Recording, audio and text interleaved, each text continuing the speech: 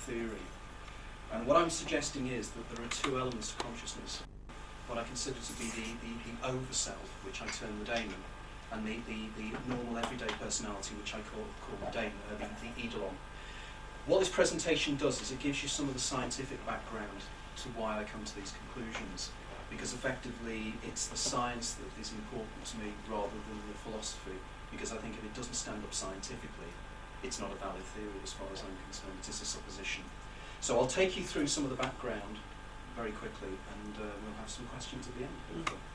And let's hope everything works. The theory I am applying I call the Daemon-Eidolon dyad. The reason I use the term Daemon-Eidolon is because, as many of you are aware, the term Daemon and Eidolon came from ancient Greek Stoicism and carried through into Christian Gnosticism. It goes back way back into antiquity, even to the times of Homer. This is a very, very ancient Greek vase, and in it you can see the concept of a dying soldier on the field, and hovering above him is this winged being that's carrying his soul upwards. Now again, as far as this vase is concerned, the winged being is the Daemon, and the person being carried up is termed the Eidolon. Now what surprised me was that when I started looking into the whole idea of this concept of duality, I was fascinated to discover that it's quite universal. In a lot of cultures from around the world, you will find this concept of a lower and higher self, but it's more subtle than the idea that, say, we have a soul and a body. It's considerably more subtle than that. And many of these philosophies usually have a tripartite system, but effectively I'm just using the two elements of that which reflect a higher and lower self. The Egyptians had something called the Ka and the Ba, and the Persians something called the Irvan and the Dayana. Now, at this point, I always point out, it quite fascinates me that a lot of car manufacturers seem to be using this terminology, because as we know, you have a Ford car, and Mazda have something called the Irvan. And of course, those of you who know your theology will also know that the name Mazda is also the Zoroastrian name for God as well. So clearly there's some kind of link here as well. The Chinese had something called the Hun and the Po. But what particularly fascinating was the Kalabari tribe. And as I understand, the Kalabari were a fairly isolated tribe in Western Africa. And again, they have a concept called the Biangbo and the Time. Now, what is particularly fascinating about the Kalabari belief system is the Kalabari argue that the Biangbo not only is your own higher self, but it also knows your future. And it acts as a guide, as if it is already aware of events that are going to happen in your life, which I found quite intriguing because it's very much what the theories I present in my first book. The ancient Greeks had the term the thymos and the psyche.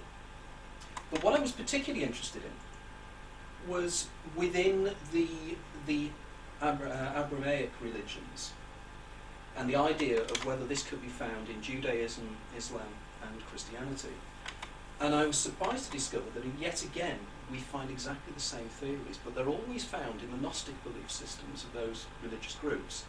In other words, the Gnostic belief systems being the hidden belief systems, the belief systems of possibly the elite, whereas there's the general religion for the masses, and then there is this hidden religion that is behind, that is taught by the inner circles, as it were. I recently did a talk for the Scientific and Medical Network in Manchester, and I had the opportunity then to talk to Irene Lancaster, who's Professor Les Lancaster's wife. Now, I don't know if any of you know Professor Les Lancaster, but he's a massive Kabbalah scholar at John Moores University. And we had a very interesting lunchtime discussion about the similarities between the Kabbalah concept of the Ruach and the Nefesh and the Sufi concepts of the Ruah and the Nafs. And as Irene pointed out to me, phonetically they are quite similar. Now, the Gnostics again applied these ideas and again had the Daemon and Eidolon terms. But what again is significant is that if you look at the belief systems of probably the most isolated community on the planet, is the Huna traditions of the Hawaiian Islands. Now, a cursory glance at a map of the world and you will see that Hawaii is probably one of the most isolated places in the world. And yet, they have developed exactly the same concept. And again, they have this idea that the higher self, the Amakua, is a guiding spirit. It's not just a higher self, it's a spirit that knows the future. It is aware of things that you're not aware of in your everyday personality. And again, they have the lower idea of the Huanhe. So here we have something that seems to be a universal. So clearly it must be based upon something in some way or other. What I then started doing was looking into various famous people in history who claimed in one way or another that they were either guided by a higher being or were dictated to by a higher being. Now, in the first version of the book, when I did the research on the book, I came up to 142 individuals in history that had claimed that they had been guided by a voice, for want of a better term, in their lives. And some of the people are quite surprising when you come across them. I've just selected 5 here at semi-random because some of these cases are quite interesting. The first one here is Percy Shelley. Now, in the summer of 1822, Shelley, together with Mary Shelley and a few friends, were staying at a place called Casa Magna in Lerici in northern Italy. And there was one afternoon when Shelley was walking along the terrace outside the Casa Magna, and he heard a rustling sound behind him. And he turned around expecting it to be Mary offering him a cup of tea or something. And standing in front of him was his own doppelganger. And the doppelganger walked towards him, looked him straight in the eye, and said, "Are you happy?" and then vanished. Clearly this disturbed Shelley, particularly because, as many of you are probably aware, that in particularly Eastern European traditions, to see your own double is a harbinger of death. So effectively this did concern him quite a lot. It then came to pass that his friend, Leigh Hunt, suggested that it might be good if Shelley and another of his friends sailed over to see him over in Leghorn. And on the, I think it was the 1st of July 1822, Shelley and his friend called Williams sailed across the bay to Lerici in Shelley's small little boat called Ariel. They made the journey across and there was no problem at all. However, around about 2 or 3 weeks later, they're sailing back. And as they're sailing back, there's a massive storm. And Shelley and Williams were both drowned. And around about 2 or 3 weeks later, their bodies were washed ashore on the coastline near further south. Now, clearly, one could jump to the conclusion that the doppelganger was trying to warn Shelley in some way or some subtle way to tell him to not make that journey. Now, later on in the lecture, I'll give some even more interesting evidence about Shelley and that particular encounter, which I argue is a fairly good precedent of what I would argue is precognition. But moving on to the other characters here, we have Fyodor Dostoevsky in the corner over here. Now, if you have read any of Dostoevsky's novels and writing, you'll discover that he had a particular preoccupation with doubles. It was one of the themes you found in a considerable amount of his novels. Also, many of his novels were quasi-autobiographical. What is also interesting about Dostoevsky is that he had or suffered from temporal lobe epilepsy. Now, again, if you read many of his novels, he was quite preoccupied with characters having epilepsy, and he described some of the sensations they had, the idea of time slowing down, déjà vu sensations, but particularly the concept of the double. So clearly there seemed to be a link in my mind here between temporal lobe epilepsy and the idea of the double. And again, I will just return to that later from a neurological basis. Here we have Winston Churchill. Now, I find Winston Churchill, the examples I give on Winston Churchill's life in the book, particularly fascinating, because I can't imagine a more grounded individual than Winston Churchill. Whereas if you read his autobiography, he was convinced that from an early age he was guided by something else that was inside of him. This something else not only knew the future, but was aware of things that were about to happen and used that knowledge to actually save his life on at least 2 or 3 occasions. But the most fascinating case was cited by Clementine Churchill in her autobiography. And apparently in 1941, while the Blitz was going on, Churchill had been given a brand new armoured car. And he didn't like this new armoured car and refused to travel in it. But one evening, he suddenly decides, out of the blue, that he would like to go and have a look at what is happening in terms of bomb damage in West London. And he calls his driver and he says, right, we'll take the new car with us. I want to go out to Kingston and have a look at what's happening out in Kingston. The driver brings the car round and parks it outside number 10. Churchill walks out and the driver gets out and opens the car door for Churchill to get in. Churchill hears a voice in his head saying, not there. And he finds himself walking round to the other side of the car, leaving his chauffeur standing there, and lets himself into the other side of the car. Gets in the car and they drive off over to Kingston. On the way back, he's driving through Tolworth and a bomb went off on the right-hand side of the car. The explosion was quite strong and it made the car lift. But because of Churchill's weight, he counterpoised the explosion and the car landed back down again on four wheels. He was subsequently told that had he been sitting on the other side of the car, his weight would have added to the explosion and that side of the car would have been lighter because we know Churchill was quite a bulky man. The car would have flipped over. And if you know that particular part of the A3 where he's driving along, it's raised. So effectively he would have gone over the top and Churchill would have probably been killed. But clearly there was something that warned him. Something that was instinctive within himself. And when he got back that night, he mentioned this to Clementine. And he said, it's yet again this something that guides me, that saves my life time and time again. The guy down here is Guy de Maupassant. And if anybody knows the stories of Guy de Maupassant, one of his most famous stories is something called The Hauler. And in The Hauler, again, there's a preoccupation with doubles.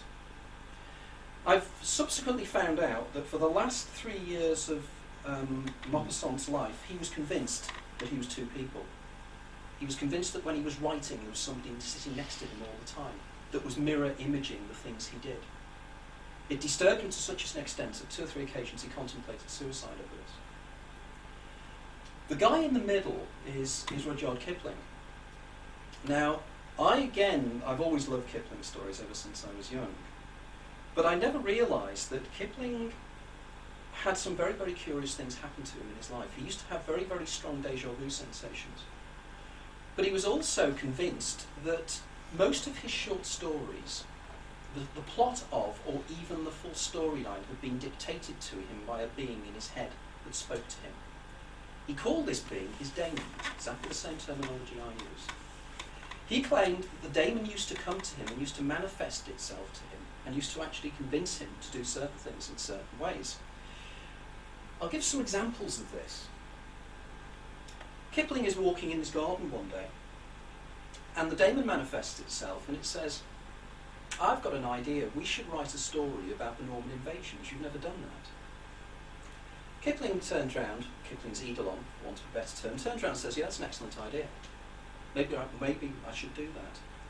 So he goes away and he starts writing a story which ended up being called the Old Men of Pevensey. And it's set in Pevensey Castle during the Norman invasions. And what he did was he had his characters in the top of this tower here in Pevensey Castle. There are 2 elderly gentlemen and they have a treasure and they need to get it out of the castle. But the Norman invasions take place, so they're trapped in the castle. So he, like many fiction writers, had actually written himself into an impasse. He had his characters trapped and he couldn't get them out. The Daemon manifests itself and says to him, I know what you can do. Make out that there is a sea well in the wall of the room you have placed them in.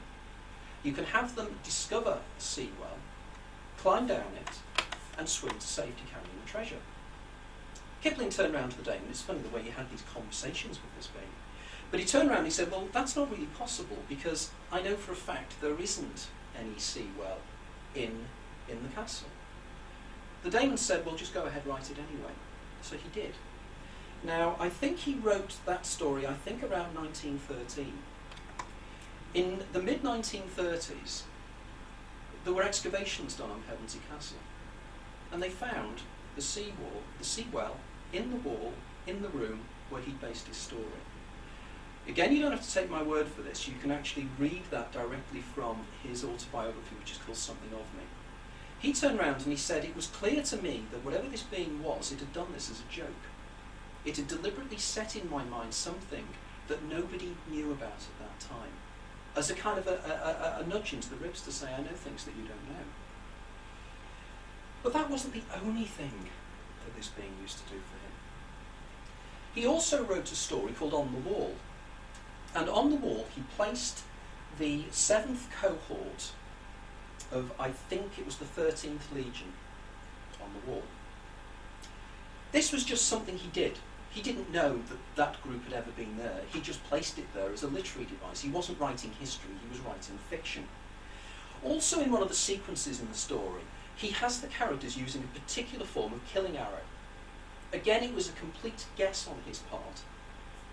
He had no idea whether the Romans used that particular form of killing arrow. Again, many years later, a group of archaeologists contact him and they say, you might be interested to know that we've been doing excavations on the Roman wall where you placed your particular group. And we found Roman killing arrows, exactly the ones you described. And it's the first time we've ever discovered these in England. They were only ever used in Italy and in southern Europe. And yet suddenly you were right about this. But it got curiouser, because they said, but not only this, but we found a wall plaque and a rubbing. And the rubbing mentions that the 7th cohort of the 13th Legion had been based here at that time. Now, as Kipling himself said, he said, how could I have known something that even the archaeologists didn't? How did I automatically decide? Or how did my Daemon know that this thing was about to occur? And he yet again said it clearly was something of me pulling my leg in one shape or form. So we have evidence here that sometimes precognitive things can happen. What I wanted to know was, it's all well and good with anecdotal stories, but what I wanted to do is to find out, is there any neurological reason for this? Is there any evidence from empirical science that this duality may actually occur and be around? After reading many, many books on the subject, I found that there are certain things that link. And I suggest that the lines of communication between your own higher self, your daemon, and your everyday self, the eidolon, is dependent upon certain structures in the brain and how your brain is structured. I'll come into detail later of exactly what I think is the agent that does this, but beforehand I'll give you some clues as to how this is manifested itself within neurological law. I argue that most normal people, and I use the normal term in the sense of the statistical majority, nothing more, do not experience the idea that they have any form of duality, except under certain circumstances, which I'll come into later. However, there are certain neurological conditions that do start opening up these channels. And I suggest the first area is migraine. And I'm talking here about classic migraine rather than standard migraine. And by classic migraine, I mean the migraine that actually manifests itself with an aura before the full headache. And indeed, I get classic migraine, and I haven't had a headache for years, but I get the aura beforehand. And I go partially blind, and I slur my words and everything. Occasionally it's happened while I've been doing talks like this, which has been unfortunate in the past. If you read up the documentation on migraine, particularly a book by a guy called Oliver Sacks, called, surprisingly enough, Migraine. Now, Oliver Sacks, you may be aware, is the guy that wrote the book The Man Who Mistook His Wife for a Hat, which is a classic neurological book. And also he was the guy that wrote Awakenings, which Robin Williams was in the movie about. In the book, he cites example after example of individuals who, during pre-migraine aura situations, find themselves to be precognitive. They find that their perception of reality tends to change, and they have a feeling of duality. But it's only an inkling, it's only a strange feeling that they're not alone in their head. But at the moment, this is the first step along a continuum. Because I then suggest that as you move further along this continuum, the doors of perception, to quote William Blake and Aldous Huxley, start to get slightly wider. And I think as they widen, you get into an area called temporal lobe epilepsy, which I discussed earlier. Now, I have a very, very active forum and a very, very active website, and I spend a lot of my time either talking to people on the forum or receiving emails from around the world, from individuals who have read both of my books. And on many occasions I've been written to by temporal lobe epileptics. Indeed, strangely enough, I met a temporal lobe epileptic only last week, and we discussed certain areas of the phenomenon that she perceives. As she turned around to me and she said, no, I know that I'm two people, and I particularly know it just before I'm going to have a seizure and an absence. I feel as if there's somebody sitting next to me.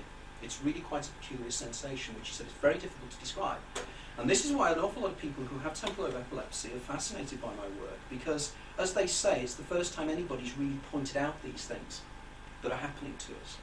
Now, in my first book, I deal with many other areas of temporal lobe epilepsy, and the idea of the sensations of time slowing down, the sensations of reality seems to be not quite right.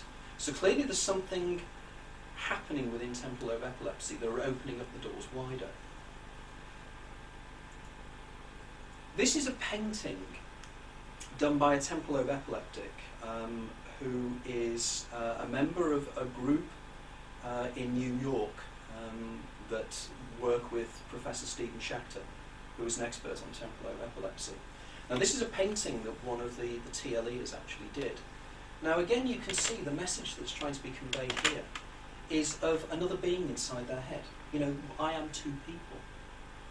Indeed, when I receive emails now from my group of TLEs from around the world, many of them email me, and I will receive an email from their Daemon. And I know that it's the other person emailing me because it calls itself a different name.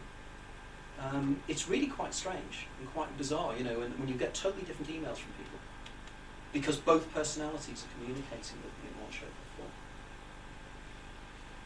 form. Moving on this continuum, and I'm not quite sure, I'm working with a neurologist at the moment on this, as to whether bipolar disorder sits before temporal lobe epilepsy or after temporal lobe epilepsy within this continuum. Because again, bipolar is a fascinating illness in raised commas. And again, there are about 5 people who are severely bipolar on my forum. And yet again, we have this evidence that they seem to be controlled by other people, or their mood swings seem to control them in one way or another. Now, as you're probably aware, there are a considerable amount of writers and poets who suffered from hypomania or bipolar disorder. Here are just a few examples. You've got Virginia Woolf, you've got Faulkner, you've got Sylvia Plath, August Strindberg, and Franz Kafka. Now, all of those wrote incredibly strange stories, and a lot of them were directly developed from their bipolar sensations. Now, I'm particularly interested in Strindberg, because a lot of his plays hint at duality in one way or another, and that the reality is skew-whiff in some way. And of course, as well, the tragedy of many bipolar people is, I think, 4 out of those 5 committed suicide. Because clearly the way they see the world and the mood swings they have are so profound that they find it very difficult to continue living almost. Moving on, we've got the doors of perception opening wider and wider and wider. And there's a point where the doors of perception between the Daemon and the Eidolon are wide open. And that, I think, is schizophrenia. Because if you talk to schizophrenics, and I've talked to quite a few now, they will all say that there's this sensation of a splitting of their personality, and there is hyper-acute awareness of what's around them. I spoke to a young man at the Hearing Voices Network in Manchester about 18 months ago, and he turned around to me and he said that his sensations are so powerful, and he discovered this quite by chance one day, when he had lived in a room in his home from the age of 8 to the age of 14. And whenever he was in this room, there was this continual noise. It was always there. There was this particular sound. And he got so used to it, it almost became part of the background to his life whenever he was in his bedroom. He went up to the room one day, and the sound wasn't there. And you know, it's rather like that sensation. You get used to a noise and it becomes part of your background. When it's not there, you think, what's happened, what's different? And he was totally confused. Later on that evening, he went upstairs again and tried to switch the light on, and the light didn't come on. As he said to me, he'd been hearing electricity in the wires, and he'd been hearing it ever since he was 8 years of age. So clearly his level of hypersensitivity was such that he was perceiving reality, and his sensory equipment was much more open than ours are. Indeed, a recent study in Amsterdam has shown that Vincent van Gogh's painting Starry Night, he was painting cosmic rays. So again, we have somebody who's perceiving reality in a very, very different way. It's as if these doors of perception are changing their abilities to perceive reality. It's as if they're seeing the behind the facade, as it were. One of the most fascinating elements of schizophrenia is something called autoscopy. Now, I'm writing a paper on autoscopy at the moment, so I'm particularly aware of the power of this thing. But autoscopy is also known as doppelganger syndrome, and it is a known factor of schizophrenia. Now, when I first came across autoscopy, I didn't realise that it was a known medical condition. People who have autoscopy see their own double standing in front of them. There are two types of autoscopy as well. There's type 1 autoscopy, where you have the sensation that you're floating outside of your body, and your point of view is in the version of you that's hovering above you. The other type of autoscopy is the autoscopy that Shelley experienced, and that is whereby you are still within your body and there's a version of you standing in front of yourself. Neurologists and psychiatrists have not got a clue what causes autoscopy in any shape or form. They haven't even attempted to understand how it is that somebody can see their own double. Indeed, in many cases, the double is very diaphanous, it shimmers, sometimes it's nebulous, sometimes it's solid. But it's consistent in what these people perceive. Going back to Shelley's doppelganger, this is a poem that Shelley wrote 2 years before the incident. Now, I'll read it out to you anyway, but recall what I said was that Shelley was drowned.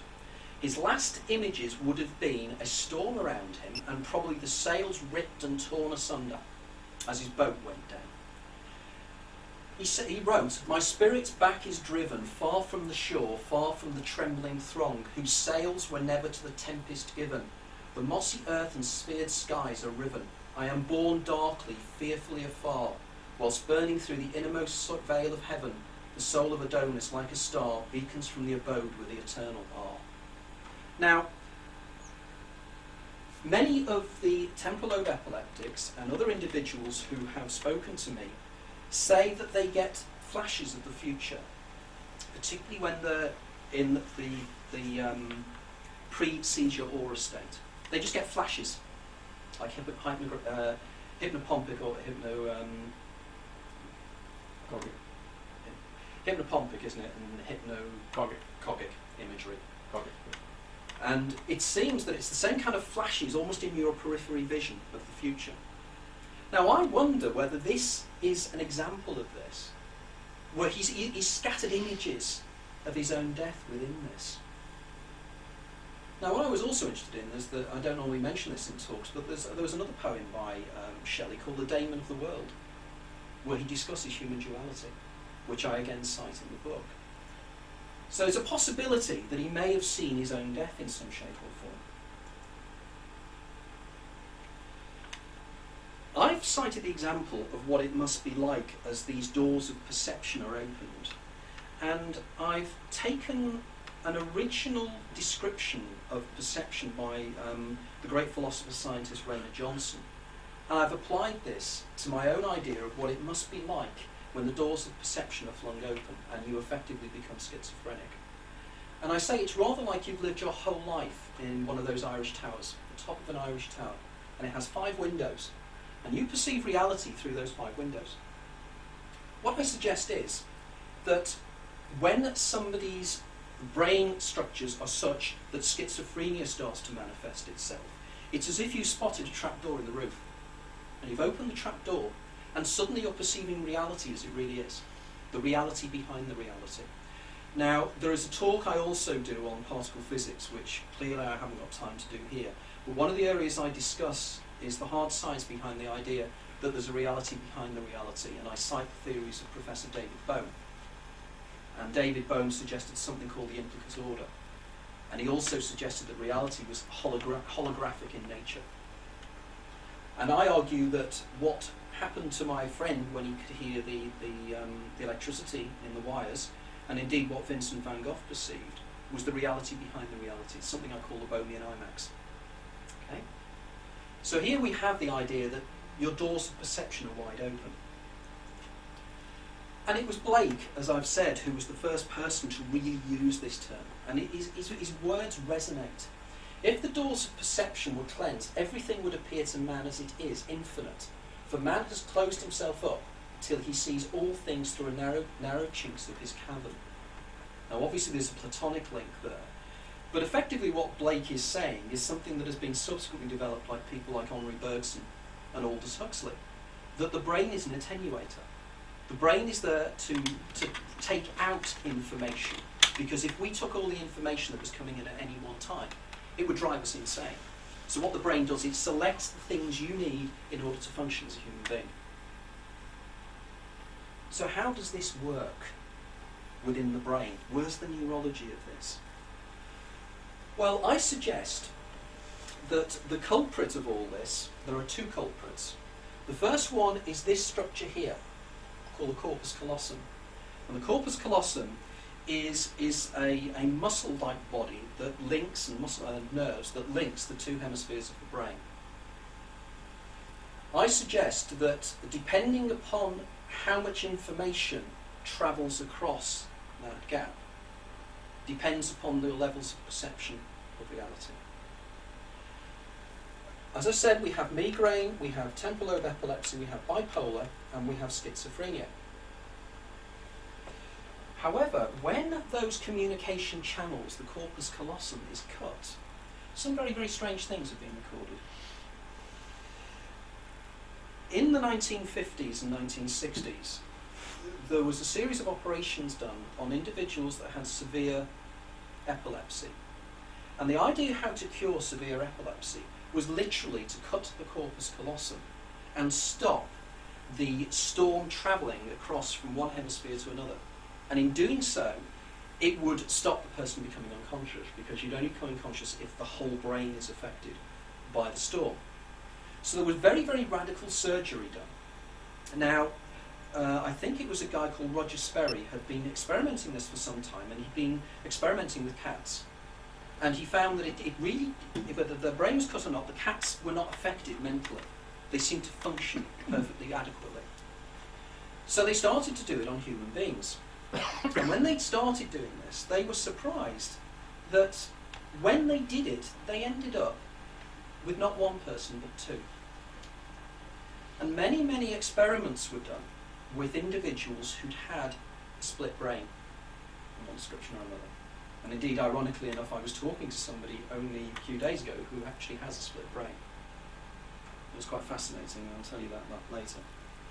But suffice to say, they found that there were two individuals. Now this is something that even going back to the time of Dr. Wigan, back in the early 19th century, Wigan had suggested, why is it that we have two hemispheres of the brain? What is the reason for that? Why is it that the two hemispheres of the brain mirror image each other? With the exception of the pineal gland, everything is reproduced from one side of the brain to the other. It seems to be curious beyond belief as to why we would have that. You know, nature normally doesn't do these kind of things in the same way as this. But when they did the experiments, and they found that the personality that is found in the non-dominant hemisphere, usually the right hemisphere, cannot speak. And the reason it can't speak is there's something called Broca's area, which as the person develops, seems to be the area of the part of the brain that seems to develop speech. And Venneker's area is another area in the brain which is to do with other areas. I think it's to do with understanding and recognition. So they found that you can't directly communicate with this other personality that's created by a split brain. But it doesn't mean they can't communicate. And there was one classic example of this, a case by a young man by the name of P.S., known by his initials. And P.S., they used to do a series of experiments on P.S., and they used to talk to him, and he had Scrabble cards and everything else. And there was one time where they were asking P.S. what he'd like to be when he grew up. And he turned around, he said he'd like to be a surveyor. As he said he'd like to be a surveyor, his left hand shot out, motivated by the non-dominant hemisphere, picked up a group of Scrabble things and wrote automobile racer. So clearly this was an example of just how different the two personalities can be. They've also come to the conclusion now that probably we don't need one whole hemisphere. And again, a young lady I met a couple of days ago, only one hemisphere in her brain. Perfectly adequate. But there are other ways that this other side of us can be communicated with. Deep hypnosis. It's unfortunate today that Tony Crawley isn't here, because Tony does deep hypnosis with his clients. He's a psychotherapist. And when he came to one of my talks last summer, he said, you've got to come round to my place because some of the things you were saying have absolutely amazed me, because I'm seeing this manifested in my patients. And what he does, he takes people into a very, very deep hypnotic state. And rather like people before him, when you take people to a particular deep hypnotic state, another being manifests itself. Something else starts to communicate. It's not the everyday personality, it's something else. Ernest Hilgard was the first person to really come across this, and he called it the hidden observer. And he did lots and lots of experiments on just how effective the hidden observer is. But also, many of you guys will be aware of this, deep meditation. When you go into deep, deep meditation states, you can then suddenly communicate with another part of your personality that is all-knowing. But there's also been work done by a guy called Michael Persinger at the Laurentian University in Canada, in Sudbury. And what Persinger has done is he's taken a crash helmet and he's put electrodes on it. And he can, by placing this crash helmet on people, stimulate the non-dominant hemisphere of the brain. And in stimulating the non-dominant hemisphere of the brain, he has been able to bring about what he calls the visitor sensation. And the visitor sensation is the person, when their brains are stimulated, feel that there's somebody else sitting next to them. Exactly the same way that the other characters I've mentioned earlier. It can be stimulated within the brain. Indeed, Persinger has taken that further and said he believes that this use of ultrasound in stimulating the brain is probably some of the reasons why there are hauntings in certain places. They've done some certain tests and they found some places that are really famously haunted is because there's ultrasound in the building. So what is happening is the subconscious is picking up the fact that there's ultrasound and it's stimulating perceptions of your other self, and you feel there's somebody else there. It's quite interesting stuff. Drugs. You discuss with people about mescaline, ketamine, LSD, and various other mind-expanding drugs. Time after time you'll read that people will turn around and say, I encountered something else, another part of me, a hidden part of me, that seemed to know things that I didn't know. The other fascinating thing, and it's only a recent thing I've found, is VADA. Now, the VADA test is something devised by a guy called VADA. And again, the lady I met last week who was temporal lobe epileptic was actually given the VADA effect. She was given a VADA injection before she had radical brain surgery to cut out parts of her brain. What VADA does is you actually place it into the carotid artery, so sodium amytal, and it goes up and it will deaden your dominant hemisphere. So literally your eidolon, for want of a better term, is put to sleep. And the Daemon comes out. And I asked her what it was like, and she said it was the most peculiar feeling. I was me, but I wasn't me. I had this, you guys will probably know that you had the oceanic feeling. You know, that the people sometimes when they have a mystical experience, you know, like Jacob Boehme and people like that, you know, this idea of I sense something greater. And this was because part of her brain had just been deadened. It was only for 10 minutes, but she said it was an amazing sensation. I'm also in contact with a guy called Fred Schieffer, who's a psychiatrist in New York. Fred has what he calls his dual brain theory, and he's applying it to his patients and has been for the last 5 or 6 years. And what he does is he has a set of welder's glasses, and he just blocks out the periphery vision of each eye, which effectively blocks out the dominant hemisphere, puts the dominant hemisphere to sleep almost. And while he's doing that, he can expunge engrams that people have of things in their past that worry them, that the dominant hemisphere has sublimated. But the lower self, the higher self, is quite happy to talk about it. So clearly there's a lot here in terms of neurology.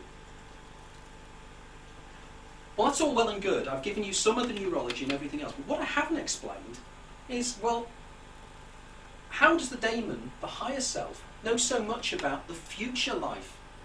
Because if it's just part of my brain, how can it know the future? I think the culprit are neurotransmitters, and a particular neurotransmitter in the brain called glutamate.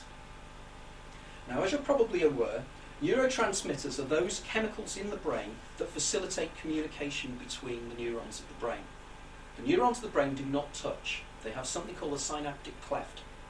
And as the signal comes down the dendrite of one neuron, a chemical is generated, and it goes across. They're like little harbours. And the chemicals go across and they react with the other side of the next neuron, the axon end of the next neuron. So the other way around, I should say. And in doing so, it facilitates messages across the brain, just like a computer switching things on and off, and it can do many, many permutations. But the major neurotransmitter of the human brain is a substance known as glutamate. And glutamate is really quite fascinating. And I always say to people, don't take my word for this, do this yourself. If you go onto the web and you put in glutamate and migraine, there's a whole series of papers being written on it. It is considered by most neurologists that migraine is stimulated by glutamate. If you put in temporal lobe epilepsy and glutamate, you'll find exactly the same thing. But what you won't find is any papers written by anybody that's writing about temporal lobe epilepsy writing about migraine. They don't seem to be talking to each other.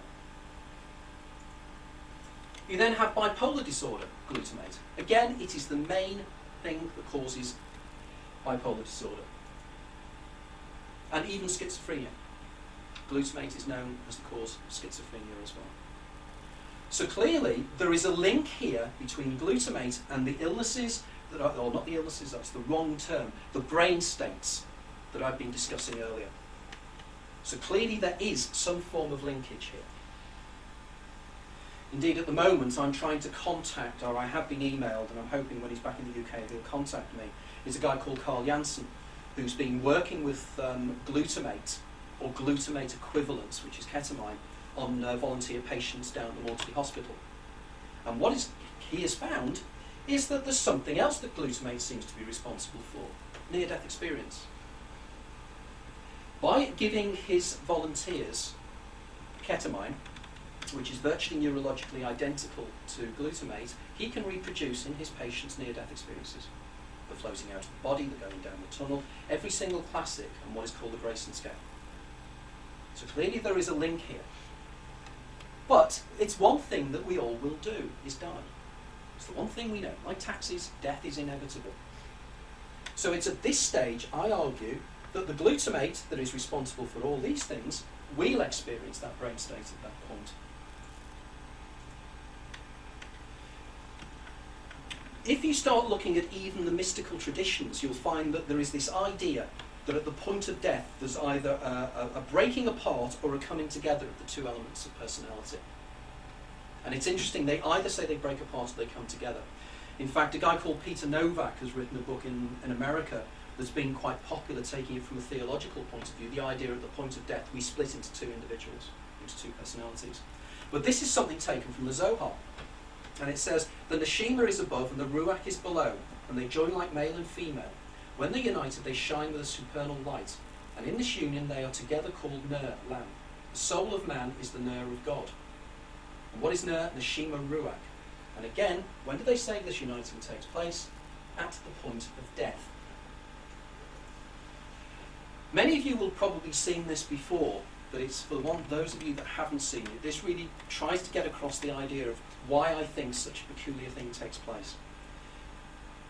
We have a skydiver, and he's jumped out of the plane without his parachute. Now, what was fascinating about this was I was doing a talk in Macclesfield about 6 or 7 weeks ago, and at this point I put this up, and a guy in the audience stood up and he went, "I don't believe you've just done that." And I said, "Why?" And he said, "Because I'm a skydiver," and he said, "About a month ago my first chute didn't open," and he said, "I realised that my second chute mightn't," and he said, "I panicked for a second." And it was this point, because I'd stopped at this point, and I said, "What happened to you?" And he said, "It was really weird." He said, "As I was coming down like this," he said, "something went like that." He said, "The sound of the wind, everything stopped. And I was just there like this, going, what the hell is happening to me?" And then he said, by that I'd realised, the moment something like that strange happens, it takes your brain a few seconds to click what's happening. And then he said, by the time I clicked what happened, I started falling again. So I let him talk about this, and I said, well, funnily enough, that's exactly what I argue. By the way, he did survive because his second parachute, well, of course he would have done when his second parachute opened. People keep correcting me about that. Yeah, I must finish that story correctly. I am not a medium. And as he starts coming towards the ground, there's going to be a point where the glutamate flood hits the brain. Now, the glutamate flood, again, is a known neurological effect. During times of extreme stress, the brain, and particularly the temporal lobes, are flooded by glutamate.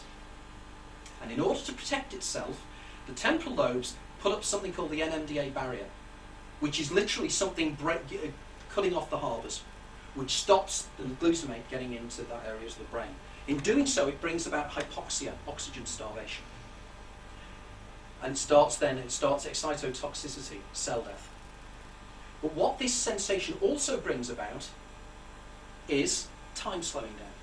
The sensation that time slows down. Now, I have example after example of individuals who have been in times of high stress. Car crashes.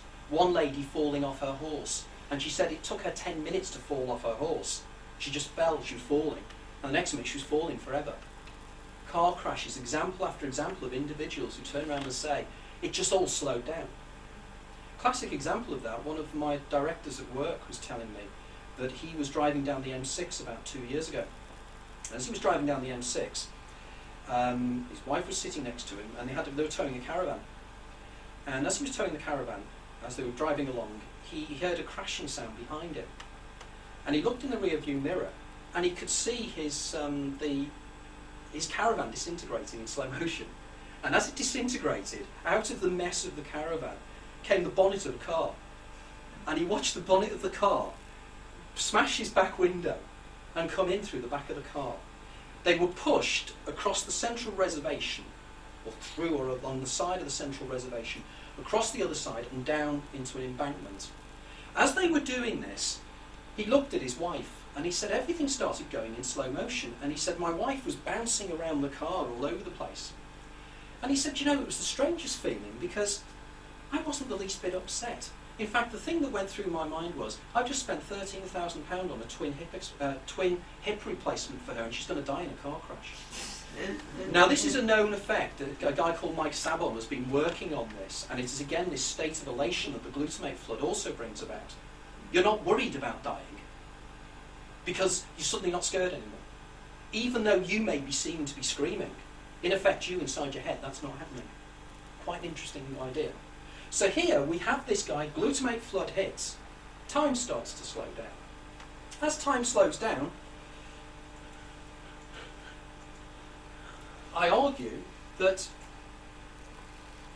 his past life memories start to be regenerated from the moment of his birth in a three-dimensional recreation of his life. Now again, people have said to me, how can that possibly be? I have evidence from top neurologists that there is absolutely no reason why the brain cannot record every single event of your life, every single sensation, every single feeling. But it records it. because there's evidence that there is a time delay between reality out there and it being processed by the brain. And if there's a time delay, it means it has to have been recorded somewhere. It has to have been stored. And by stored means it's been recorded. The argument is there's about a 0.5 of a second delay all the time. That's why when you hear a sound, you jump before you hear it. It's because a part of you's already heard it. It's already been recorded in there. So there's absolutely no reason as to why these past life memories cannot be recorded and cannot be placed in front of your eyes or within a three-dimensional recreation of your life. How many times have you heard the phrase, "my life passed before my eyes"? That's in a near-death experience. In a real-death experience, I say it doesn't happen like that. It doesn't flash by at all. It passes in real time.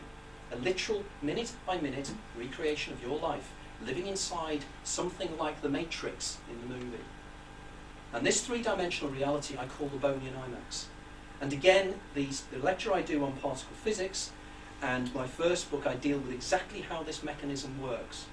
Now, I have neurologists, I have psychiatrists, all of whom are fascinated by this, and none of whom have said it doesn't work for them. I was over in Sri Lanka recently talking to an Australian psychiatrist, and he was saying everything you say is correct. He said, you know, for instance, there is known psychological effects whereby people's life slows down or goes fast or everything. And of course that would explain déjà vu, wouldn't it? If we're living our lives again, and déjà vu is exactly what it seems. I've lived this before. Because part of you remembers it. And the part of you that remembers it is your daemon. Because the daemon remembers. So when you're living your life the second time, it's like watching a movie, and part of you already knows the plot. Or another analogy, it's like you're in a car, and you start reliving your life, i.e. driving the same route, and you're the driver, and you have sitting next to you your daemon, your co-pilot. The daemon knows what's going to happen up the road, and the daemon will warn you. The daemon will say, don't do this, do that, turn this way, turn that way. And I'll give you an example of this from my latest book. This stunned me when I came across this, and I got this from The Lancet. So bear in mind, this is not from any kind of wishy-washy New Age magazine. This is from The Lancet. The woman had settled down to a quiet evening inn, curled up with a book. She was engrossed in the story and at first was not sure what she had heard. It then repeated itself. It was a voice that was somehow inside her head and not part of her thought processes. The voice was absolutely insistent. It had arrived from nowhere and was quite clear about its purpose. It told her that she had a medical problem, but that she was not to worry because it was there to help her. After a few weeks of these strange communications, some of which were precognitive, the woman, known as AB, decided that her only course of action was to go and see her doctor. The local doctor simply could not understand what was happening, but assumed that the problem was psychological and referred her to Dr. Ichikuwa Azoni of the Medical Health Unit at London's Royal Free Hospital. In the winter of 1984, Dr. Azanowi described a straightforward case of hallucinatory psychosis. He prescribed a course of the antipsychotic drug thiazide and expected this would be the end of it. How wrong he was. Initially, the thiazide seemed to work. Thinking that the voice was simply a peculiar psychological interlude, AB and her husband went off on holiday. However, while out of the country, the voice found its way through the drug barrier and was more insistent than ever. It pleaded with her to return to England as soon as possible, saying that she needed urgent medical treatment. Indeed, it even told her an address that she could go for help. The voice was now becoming quite precise as regards AB's medical problem. It told her that she had two reasons for wanting to have her scan. Firstly, that she had a tumour in her brain, and secondly, that her brainstem was badly inflamed. She convinced her husband that they had to go and find the address the voice had told her about. Much to her surprise and concern, the address turned out to be the computerised tomography unit of a large London hospital. This scared her so much that she went back to see Dr. Azanowi. The psychiatrist was not surprisingly reluctant at first to do as the voice requested. He knew that the woman had none of the symptoms associated with a brain tumour, and for him to force the issue would reflect badly on his professional reputation, particularly if he divulged the source of the diagnosis. Against his better judgment, he agreed, and he would write to the clinic and see what they said. AB agreed, and Dr. Azanowi took her home. A few months later, and after many letters, the clinic agreed to carry out the scan. Much to the surprise of all concerned, with the clear exception of the voice, the scan clearly showed an unusual mass in the brain. AB was called in to meet the neurological consultant. The consultant explained that the mass was probably a meningioma tumour. As he said this, AB heard the voice agree with his diagnosis. However, the voice was concerned that there had already been too much delay. It demanded that she be operated on straight away. Not only this, but the voice wanted the operation done at Queen Square Hospital. This was because it knew that this particular hospital specialised in neurological diseases. This time the hospital authorities agreed, but the operation was to take place at the Royal Free Hospital. The voice considered this and then decided it was acceptable. A few days later, AB presumed the voice itself was under full anaesthetic and being wheeled into an operating theatre. As she came to after the operation, the first thing she was aware of was the voice. All the insistence had gone. It said these words: "I'm pleased to have helped you. Goodbye." When the surgeon came round to see her, she already knew that her life had been saved. He explained to her that he had removed a 2.5-inch tumour from her brain. He added that he's sure that had it not been removed, she would have almost certainly died. Clearly, something there knew. That something knew that last time round she died. And it was insistent to make sure that this time she didn't. Now, what is fascinating is, if you look at the statistics, the instance of déjà vu as you get older becomes less and less. That's because a life-changing incident takes place. Say, in my car analogy, driving along the road, the voice turns around and says, "Turn right here, there's going to be a crash." You turn right, you're off the road. You and the voice are no longer, you and your Daemon are no longer on the same life path you were before. So I hear people say, "I thought you said it was a recording." How can you change a recording? This is where the particle physics comes in. Many worlds interpretation of particle physics. There are billions and billions of us having this conversation in this room in what's called a multiverse. This again is hard science, don't take my word for it. Pick up any book on particle physics, and I mean any. It will tell you that this is the only alternative reality we have, with the exception of the Copenhagen interpretation, which suggests that the act of observation brings reality into existence, both of which I think are possibilities. But suffice to say that some of the top particle physicists in the world believe that a version of every single person in this room will follow every single possible life path of your life. Every single possible thing that can happen to you is happened to a version of you somewhere in the multiverse. So all that happens is your Daemon literally changes track, changes universe, switches you across into another universe. That's how you change it. In fact, we're working on the very mechanism. One of my associates, Carla Marks, is doing a talk in America in next week. And we're working on something he terms collapsing the consciousness wave. We think we can even get the science to work to that level. We even think we know how they swap universes. I got an email a couple of days ago from an American mathematician. He's sending me mathematical papers proving my theory. I don't understand them at all. There's any mathematicians in the room, but he's really enthusiastic about this. He said, "This proves your theory." So there are a lot of people who are really quite keen on this. Now, many of you probably have read my first book anyway, but it gives you the background to the theory. But since I was last here, I've now set up a forum. This is electric. I cannot even believe how big this is becoming already. I've got different themes on here. I've got déjà vu. I've got the world's two experts on déjà vu, Professor Vernon Neppe and Dr. Arthur Funkhauser, are actually chairing that for me. I've got particle physicists on there. I've got F. David Peake on there, who wrote the biography of David Bohm. I've got lots and lots of high-ranking individuals, as well as many, many individuals who've experienced a lot of what we're talking about here. By all means, I'm really glad if people can join in, because we're building a community here on this. I also have a blog page, which again I update when I can, in terms of the latest things that I'm discovering in terms of particle physics or neurology. This is the latest thing I come across, is the Zeitraffer phenomenon. No neurological effect where time slows down for the person. This German guy was driving a car down an autobahn, and suddenly everything around him started speeding up. He had to drive to the side of the road because he was so terrified. Stopped the car, it still continued. Got himself to his doctor's neurological condition. His metabolic rate was going crazy, he had a tumour. He died about 6 months later without the speed ever stopping. I've spoken to the guy who actually wrote the paper, and I've spoken to the person who interviewed the man in question. And I've sent him one of my papers, and he said, you're right. Okay, so that effectively is it. I'm sorry about the yellowed out images there, that we couldn't get the computer to work properly. I couldn't get the computer to work properly. But, most times seem to speed up as you get older. it does, doesn't it? It's awful, isn't it?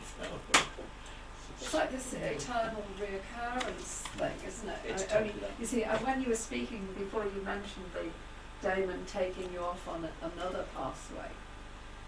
I was getting a bit depressed. And Take that chair. one and Well, I'll take this chair. take that chair. there is an expression, see you around. Whoa. Right. Can you just clarify for me what bipolar means? Is it the same as what used to be called manic It's depression? manic depression. Yeah. Which is It's, very much strongly linked with creativity and Yes. becoming more recognised there is. to be so.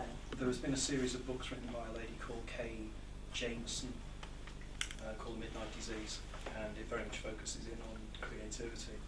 And there is also an American Harvard-based psychiatrist, and I can't think of her name now, that's written a book on it as well. Both very, very good books. I think her name's O'Keefe, I think. But again, Kay Jameson I've been in contact with, and I'm trying to get in touch with the lady O'Keefe as well. So there's some quite interesting stuff there. Intensely creative. Indeed, the reason I had the 5 people there was the original version of the book. I was going to call it The Daemon of Creativity, but my publisher decided that they didn't want me to focus just in on creativity. They wanted me to expand it out, and that's why I have a wealth of material around bipolar people and temporal epileptics and everything. It does seem to be this kind of generation of creativity they have. But they classify those as ill, aren't they? Yeah, it's the difficulty, and I try very hard when I use the terminology, because I try to always make the point that, you know, they don't have temporal epilepsy or schizophrenia or bipolar, but they are bipolar, or they are whatever. In other words, to not make it, you know, sort of negative in any way. I did a talk at Birkenhead Library about 2 years ago, and one of the guys that was there, one of the librarians, his wife was bipolar, had TIA, and she wrote to me a very emotional letter about the way I'd been slightly negative, which I hadn't been. But she very much said, you know, it's not an illness as far as I'm concerned. It's something that affects me, but it's not an illness I have, which I quite appreciate. I think that's an important part of what you're doing, whether or not we agree with the minutiae, but the fact that you're talking about people with various or in various states of being and not classifying them as being ill, but there's, in fact, in terms of humanity, there's a whole spectrum of states of being to being, and different people have different experiences, and in that sense you're evening things out and valuing people for what they have to offer and the state of being they're in, and not just writing It was them off. fascinating last week when I did the second talk at Birkenhead Library, and a young lady called Louise was there, and Louise was born with some form of medical condition in her brain, and I'm not sure whether they'd taken parts of her brain or not, but she was electively dumb until she was 15, and she was, because myself and Ed, who you know, you met Ed, we met her together with the producer from City Talk Radio, and they did an interview where the producer that was quite fascinated by the theories, and she came on. And it was quite fascinating talking to this girl about how she is severely, she has, and again my pronunciation is, I'm not sure if it's Asperger's or Asperger's. It's a hard G, is it? And she has severe Asperger's. And what's interesting is being female rather than male, because the majority tend to be male. And what is fascinating is she's non-mathematical, but she was explaining to me what it was like when she was younger. Wonderful thing, she turned around and she said, when I was 9, I decided I wanted to read every book whether it had a title beginning with A. You know, and she said that's what she used to do. But she didn't speak until she was 15. And she was down meeting the Prime Minister's wife last week, and I saw her on the Friday after she came back. But she turned around to me and she said that after reading your book, because she'd only read the Daemon, she said, it gives me a feeling of self-worth. It makes me realise that what I've got is not an affliction, but something different, something that just makes me differently talented, Yeah. and I have strengths in that way. And if people do, that's wonderful. Yeah. That's exactly what I like it to be. That's what came across when you were actually speaking to me, that it would give those people with varying conditions some hope and understanding. Do you know what I'm Yeah. saying? That was a very strong feeling. And when you consider, you read in the Bible about the prophets, and maybe they were the same type of people, you know. It's Suddenly, in a flash of light, I saw it all. Yeah, it's funnily enough. I'm in the process. I've just finished writing a play, which is in for evaluation at the Everyman, and I've taken the life of Joan of Arc, and I've taken it on the concept of just two actresses on the stage, identical, hopefully twins, if we can get twins, which is Joan and her voice. And it's interesting with Joan of Arc because it seems that what stimulated her voices and the epilepsy was the sound of the church bells. And there's something called musicogenic TLE, where it's triggered by sound. Now also, it's a very valid point you're making there, because it's long been considered that epilepsy was called the diviner's disease. And for instance, a lot of historical characters, particularly hyper-religious people, because I think it's Gershwin's syndrome, Waxman-Gershwin, which is hyper-religiosity. And again, it's a flash of light. It's like Paul on the road to Damascus. If you interpret what happened to Paul, it sounds like a classical TLE absence. So no, there's a lot of that. There's been quite a few books written on this, and if you read even people like Jakob Bohm and individuals You can like get that. past the first few pages. Yes, I've never read it, but it's You're not trying an to original get source. I mean, it's interesting that apparently St. Paul only had one TLA experience, if you're postulating that it Yes. is. I'm not. Why did he only have one? Yeah, it's an interesting point, and a valid one. I don't know, but could it be that that was the only one that was recorded? You know, could it be that that was the major experience? Because there is occasions, and I would need to check this up, but sometimes people do only have one really big seizure, and then they have petit mal ones afterwards. Now, effectively, when somebody has, well, petit mal is not the correct term anymore, I don't think, but just absences, you know, they're not even necessarily aware they've had the absence. So therefore, he may not have been aware. There's a possibility. There's a guy called Ozzy Temkin that I think wrote the book The Falling Sickness, and that is just full of gems from history of people who are religious. In the book, I cite, there is a chapter on religious leaders, and I cite 3 or 4 examples, and the founder of the Seventh-day Adventists, I have a section on her, because she was clearly epileptic. Swedenborg, I think, there was elements of there with Swedenborg as well. And all these people just seem to have this. I think Swedenborg rather enjoyed hypoxia. Interesting. Because he was reported Holding your breath, I suppose. with Blake to get sexual excitement through overbreathing. Oh, right. Oh, hyper or hypo? No, hypo. Hypoxia. Hypoxia. So that's underbreathing. Yeah. not over- When you overbreathe and you blow out the oxygen. Okay. Right. Yeah, that's interesting in itself, isn't it? I always thought Swedenborg's an interesting character, I think. It's completely more interesting than I realised. But interestingly, when you said only St. Paul only had it once, I think there is another reference from having sort of an epileptic experience later on when he's in prison. But Bohm only has 2 phases of enlightenment. He gets a flash of it initially when he's about 30, and then it never happens again until he's about 50, I think. It's not a continuous thing with most of these characters. It does seem Well, to be. I suppose the issue is it's whether we're interpreting the religious experience as being related to something on my continuum, or something that is something different again, that is probably generated by the daemon itself. It could actually be just how the observer manages to interpret it. I mean, Yeah. what Eugene used to say, he had a little poster in the 50s, which was that William Blake was an extreme mystic who had visions, who wrote poetry and worked long hours into the night trying to get his images down on paper. You know, you can avoid all this with our tablets. You know? Yeah, yeah. That's true, isn't it? And, you know, Keep taking the tablets with you, all right? Yeah, it is true. The Persian mystic, oh sorry, Sorry. Persian mystic, Rumi. Rumi, yeah. Now he speaks about, in some of his poetry, about the drunken stupor of this, whatever this is that happens to him, wandering in the desert in a drunken stupor and in love with the beloved, you know. He talks about the beloved. So that seems to me very It's again, yes, relevant. it's the linking, isn't it, Yes, to Sufism. yes. And you know, Rumi, I guess, was a Sufi, I presume. I have no idea about But he his wasn't poetry. fond of wine, and he wasn't fond of wandering in the desert with visions of oases. I mean, I think there is a difficulty here. Is that I must say I have to resist your thesis. Yeah, sure. It's Hypothesis, because that's what it is, and I think it's a fairly materialistic one, and I think you're basing it on scientific principles, which is interesting. But there's a lot more in heaven and earth, Horatio.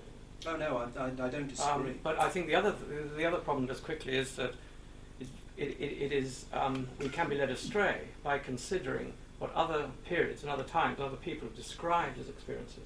Because if you take the time of Blake and Swedenborg, it was, in many senses, a non-scientific time. It's not certainly a post-Einstein time. So to actually look back and see what they describe, we have to be very careful. I mean, they would tend to couch it in very poetic and religious terms. So I mean, I think it's very important the words that, I mean, it is important the words that you use, and you're using them carefully. But that's all. That's the only comment I think I'd make, is that in a way it's definitional what you're doing. Yes. I mean, you're picking up from many sources of life and making connections, which may or may not be true. Yes, I mean, it's the first You know. the point I always make to people is that it's a theory. And the reason that I've set up a website, the reason I've set up a forum, is because I'm looking for people to contribute in a way to say, look, you know, it's an idea. Let's see how far we can take it. And if there are areas that don't make sense, or there are areas that, for whatever reason, I've got the wrong end of the stick, I'm very keen to have dialogue with these people, because it's only by people pointing out to me, because the subject matter I deal with is literally so wide that effectively no one human being, I think, could be an expert in all those areas. So therefore what I'm saying is to the other experts is to come along and say, right, you know, you haven't quite got this right, and that's what I'm looking for. At the moment the theory seems to work. It has a lot of inner logic to it. And I think if you have you read my books, by the way? No. Right, okay. What I always suggest to people is, and we do this on the forum a lot, is that the power of the theory is in the supporting material. And 380 pages of it, all cross-referenced in the first book, and around about 350 in the second, with lots and lots of cross-references in there, back to source materials. I'm very careful to, I follow what Carl Sagan said, that extraordinary claims need extraordinary proofs, and I work on that assumption. I try to avoid making suppositions and trying to make personal observations, I suppose, for want of a better term, because I think in order for theories like mine to be accepted, we have to take a scientific viewpoint. So I try to take the scientific viewpoint while at the same time very much keeping an eye on the spiritual side of things as well. So I would say that I'm probably a Janus type character looking in both directions, and I think that's important. You aren't, in fact, cross-referencing anecdotes. Pardon? You aren't just I'm not just cross-referencing yes, anecdotes, correct. because at the moment I think what's coming across are anecdotes. Yeah, I'd agree. It seems that the difficulty is going to be, when you're doing a presentation such as this, is that you have to pick and choose what you're going to present, purely and simply because you have to carry your audience with you. Now, I could go off on tangents, and I don't know if anybody's seen my particle physics talk, but that very much deals with hard science of the theory. And indeed, it's going to be fascinating in a few weeks' time, because I'm going down to a conference on the writings of Professor David Bowe. And I'll be meeting Professor David Peake there.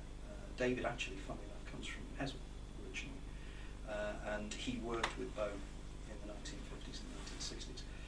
And it would be fascinating to talk to him from the scientific side, because again, he's somebody that's taking a scientific viewpoint of going into the spiritual. I mean, if you've ever seen the discussions between David Bohm and Christian Murty, they're really quite fascinating to watch, the dialectic between the two of them, and both finding areas of overlap in the middle. And I think that's important. There's too much of a battle between science and philosophy, for want of a better term, and I'm trying to bridge it, if I can. Is that your goal? Yeah.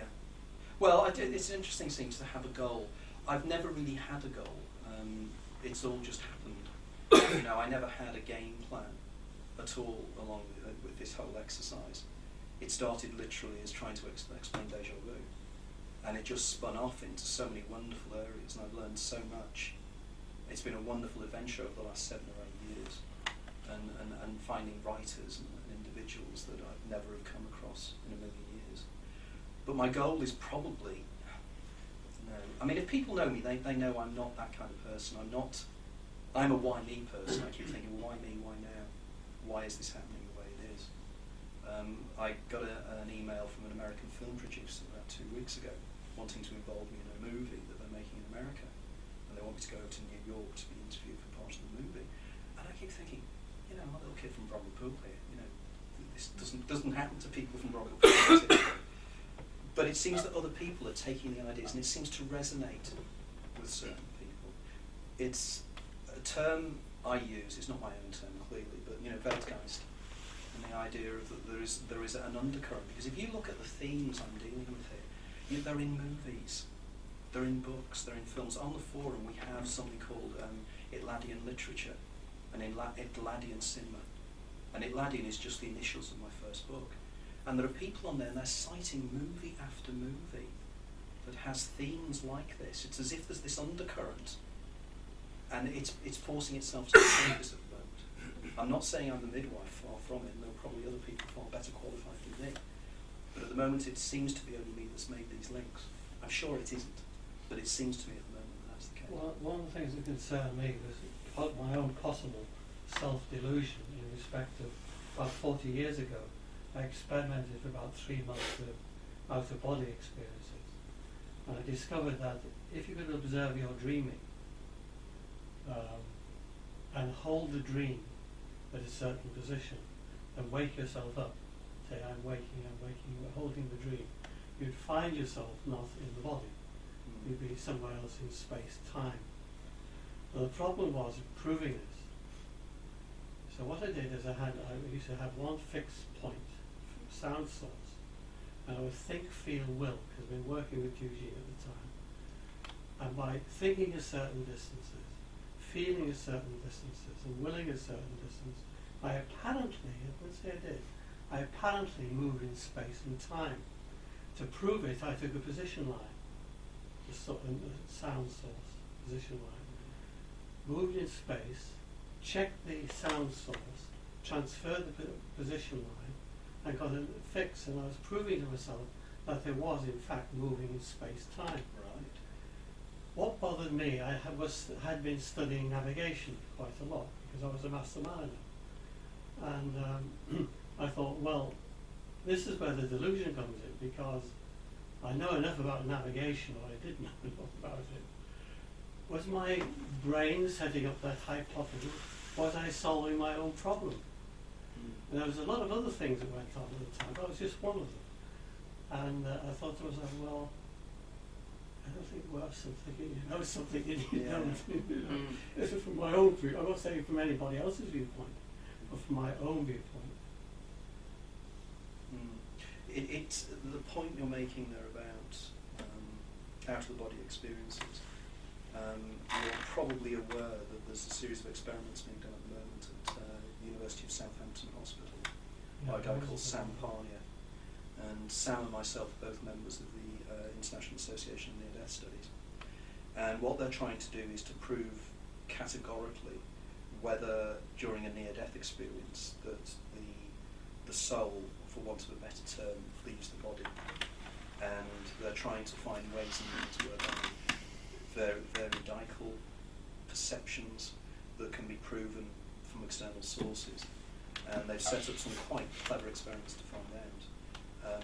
Thus far, I know that certain exercises have been done by Professor Bruce Grayson at the University of Virginia. Bruce kindly did the foreword on my book.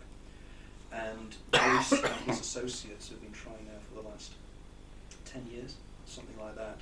And what they have computer screens, random images, flat down on an area that's above where people can see. In a crash room where they deal with cardiac arrests. The logic being that if the person floats above the body at a certain height, they will see the computer screens. And thus far, they have not succeeded in getting anything. Now, this doesn't necessarily mean it doesn't happen, but they're hoping, and Sam Parney is hoping that probably at some time they will be able to try and come up with some proof. I'm meeting with a lady called Ornella Corazza when I'm down in London in May, and she's been working on this as well, so it's going to be interesting to get her feedback. What are they looking for? They're trying to see whether... I mean, what does the soul look like? No, what they're looking for is if I have a near-death experience and I float outside my body, and I have a sensation of floating above my body,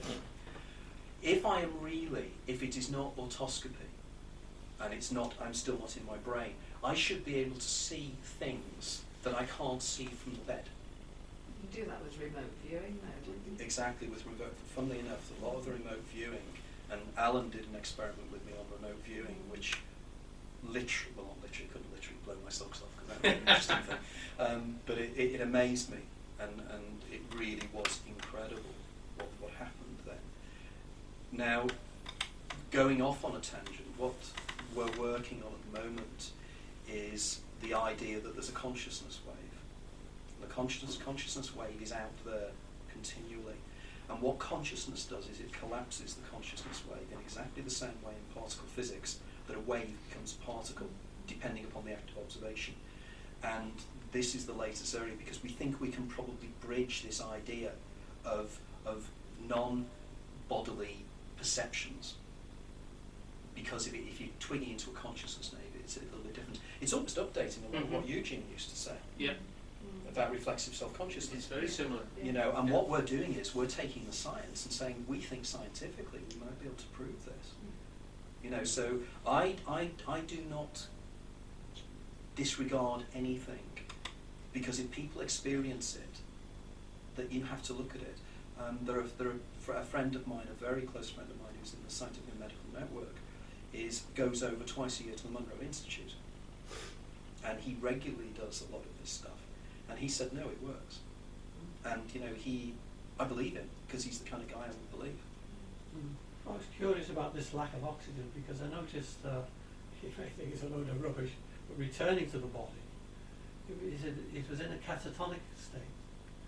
And the breathing was virtually non-existent. It would appear to be non-existent. And there's always a reluctance to return, because there's a euphoric feeling external to the fizz ball. And the only thing which I discovered was sort of activating a thought, take a breath.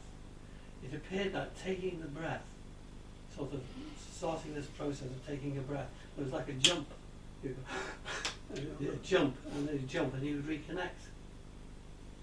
That's interesting. You get that in deep meditation as well, when your body's almost like, it's like the cellular level of your body is actually, with the oxygen it's taken in, is living off it. This is in a very deep state of meditation, which is very hard to reach, and most of the time you don't reach it. You reach a certain level, but occasionally what happens is the breath is definitely suspended, but the body is still living because it's living on the oxygen that's already there within the cells. You know, the mitochondria of the cell is reproducing that. And then all of a sudden, your brain says, there's no breathing, and you go, and that brings you out of that level. It's a similar type of thing that Gordon has experienced with this out of the body experience. Because curiously enough, I've been approached by 2 or 3 people who have been involved in taking ketamine. Because as I probably intimated, that ketamine is a horse sedative. and people have been taking it as a recreational drug. It's called Special K. And It's called You have Guinness. it with your have it in the morning for breakfast. you want to be careful. That Special K is quite lethal. And it can bring about very, very, as Carl Janssen at the Maudsley Hospital has said, it brings about almost identical mental states to a near-death experience. And strangely enough, one of my, no, I can't say that because I'm naming a person who may have taken an illegal substance, which I won't mention. But there is somebody I know who has experimented with ketamine, and he said that you get the sensation, particularly of going down a tunnel towards bright light. You get the feeling of time dilation. You get the feeling of not necessarily being alone in your mind. And clearly that it is to do with the chemicals in the brain. So one can argue that these sensations are internal to the brain, as it were, but may feel external. But it's whether we accept that the external reality we perceive is necessarily the external reality that it seems to be. You know, effectively going back to people like Kant and Hume. You know, it's very much the idea of the external world. I'm reading a lot at the moment of German romantic philosophers such as Fichte and people like that. And these guys very much perceive that the external reality is created by the brain, which is not unreasonable. No. But I mean, it could actually be that the brain is rather like a radio receiver. Yes. And if you play about with the chemistry of the brain, you play about with the signal that's received. You're not actually changing the signal. That's an interesting point, and it was discussed at that Scientific and Medical Network meeting over in Manchester a few weeks ago. And the major problem, and it's not a problem, it's an issue, with the idea that the brain is a receiver, is that there's one thing for the signal to be disrupted by the way the brain is working, but effectively your personality should remain the same. But, you know, when you have cases when people come down with Alzheimer's and such like, you know, what makes them the person they are ceases and they become somebody different. Now that to me, and I may be wrong in interpreting this, and I'm not necessarily saying I'm right, but to me, that implies that it's not the signal that's a problem, but what's happening within the brain, the physiology of the brain itself. But wouldn't that be correspondent? I mean, for instance, we've got a radio we can tune to radio 1, or radio 2, or radio 3, or radio 4. Yes. So that if you could say, well, by manipulating the brain, you actually tune into a different entity, the signal is changed. You get into a different signal because you change the vibration, which is what these guys all talk about, because they're shifting vibrational rates, whether by breath or by drugs. Oh yeah, from that point of view, yes, I see from that point of view. Yeah. No, and I'd accept that, and I'd say yes, that's where you probably are tuning in slightly differently. But with people who have known neurological illnesses, whereby they cease to be the person they have been all their life, implies to me that it's more than just the signal.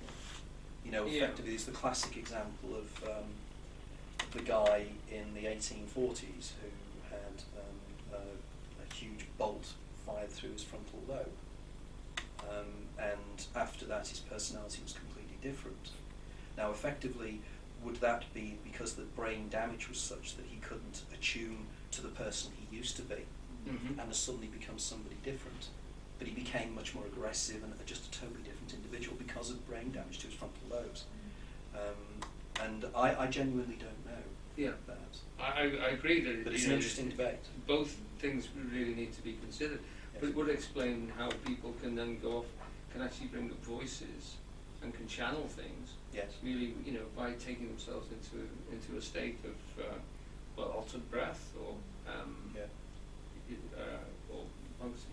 And of course, sound. You know, you were mentioning sound before. It's interesting because, you know, in yoga we do a lot of mantra work. And that's it's repetitive, and your binaural beat starts to change. So these changes can take place. And you were mentioning sound, how sound affected. Sound is something I'm really, again, it's really quite curious. There's a term I use called synchronidity, whereby people tend to sort of turn up and they're just at the right time. And at the moment I've been approached quite independently by 2 PhD sound engineers.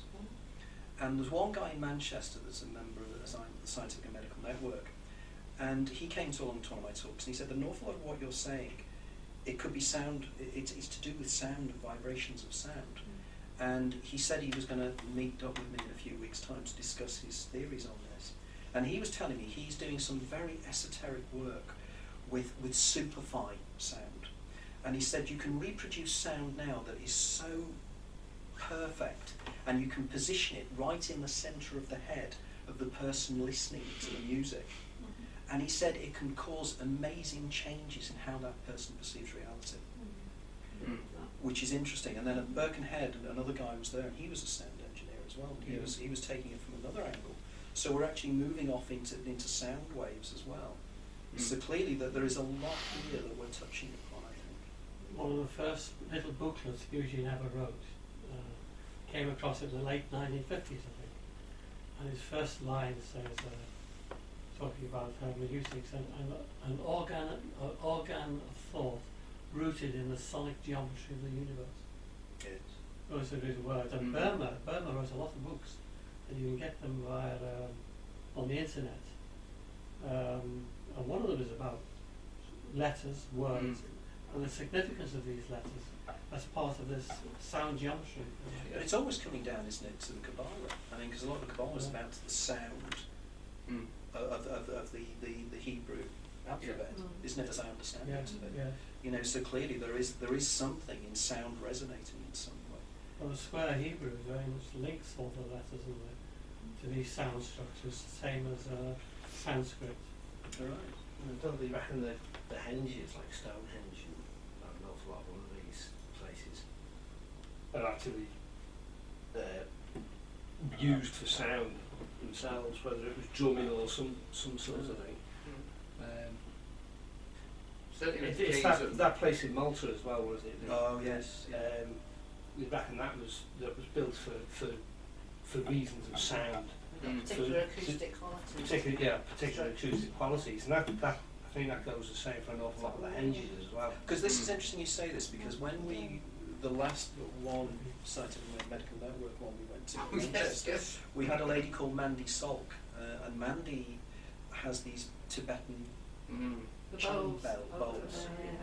And the way in which that can, and presumably that again affects maybe the theta waves in the brain, I don't know. Alan, were you there that night that day when we did the Tibetan day, and that guy had a van load of those, and we all had huge ones on our heads, didn't we? And doing, you know. Unfortunately, I was caught last week in the Zen Centre with a Tibetan bowl on my your head, banging it, yeah. Well, we actually all had them on our heads. And what did that feel like? Very strange. Because it actually rests on the cranium. You Yes, can it feel does. it as a It's a physical vibration. Yeah. It vibrates, Yeah. But in most major religions, that pure metallic sound of a, or maybe, you know, a Vibrates bell the or a gong or cerebral whatever, has fluid as well, right down through your similar body, meanings for through the spine. spiritual change. Because it again comes back, doesn't it, to Sure. the epilepsy I was talking about with Joan of Arc. You know, again, you know, it almost stimulates a mini seizure in effect, and by doing so, you know, you sort of raise your consciousness in one way or another. Well, the vibration certainly is very stimulating in Oh, terms it of is, the time yeah, sequence, yeah. because you can hear it almost Yeah. as a tone. You hear it as a vibration and as a tone at the same time. You have its pitch, and you can feel it sort of vibrating alongside it, and you're hearing the distance between the two. And he had all hundreds of them, didn't he? They were from the tiny ones to huge. And he just drove around with his van. Well, no, we were doing a day on Tibetan yoga. But he must still have them somewhere. Oh, he He had has. a shed full of them. He said his wife is almost divorcing